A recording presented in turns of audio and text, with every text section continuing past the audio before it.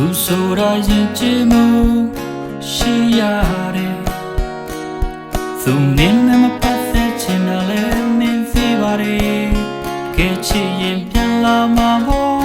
ငယ်ချင်းရေသူတို့ဘာစိတ်ချမ်းသာရင်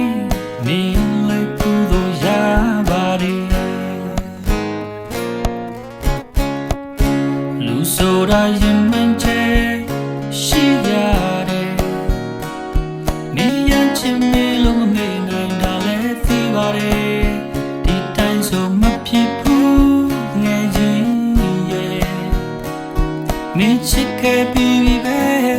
စိတ်လျှော့လိုက်တာကောင်းပါတယ်သူပြောရလေတွေ့ရင်ချင်တဲ့ဆိုမင်းပြောတော့ရယူခြင်းဟာချစ်မဟုတ်ဘူးဆိုဒါဆိုမင်းဝန်နေနေသူရဲ့ပြောင်းလဲမြင်ရလို့သူဆိုတာမင်းတွေ့ကောင်းရင်ကြီးခုဆိုဘာကြောင့်မို့ကောင်းရင်ကြီးကိုပေါင်းကလို့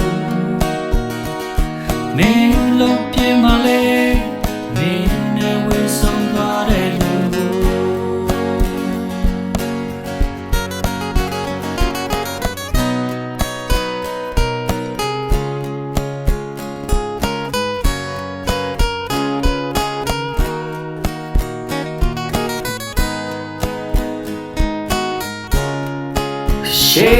yeah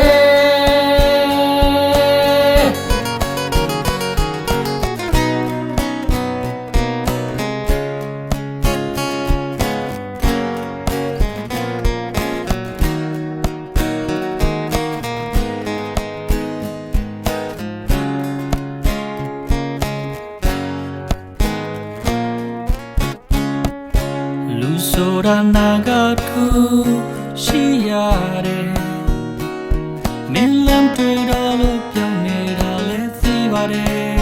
ဒီတိုင်းဆိုမဖြစ်ဘူးငယ်ချင်းရေ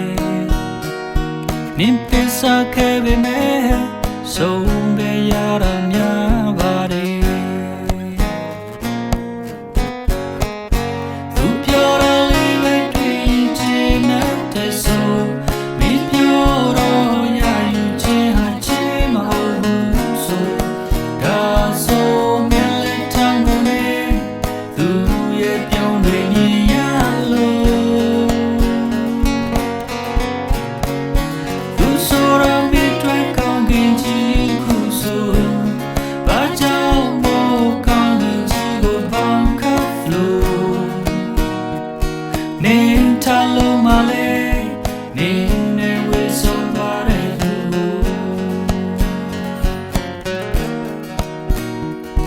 မင်းထချင်ပါလေမင်းနဲ့ဝေးဆုံးသွားတဲ့လူ